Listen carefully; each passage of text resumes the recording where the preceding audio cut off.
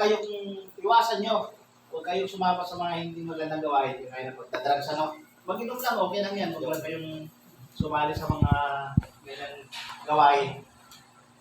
Kasi nakakatakot yan. Pag nagkaroon ng surprise drug test sa mga site, o somewhere dyan, magsasabi na tayo dyan.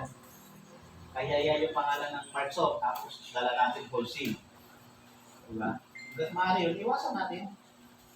Ipambili nyo lang ganyan, ipambili nyo na ng pagkain nyo. Damit nyo, pagkain nyo. Tapos kayo, diba? Hihipo nyo, puro tubo, ano? Diba? Sabihin, so yung magganyan kayo, diba? Huwag yung gagawin yan kasi para ikaw mapasok. Kaya mga kasama, iwasan nyo yan ha. Lalo ngayon, nagkalat. Nagkalat yung ganyang gawain, ano?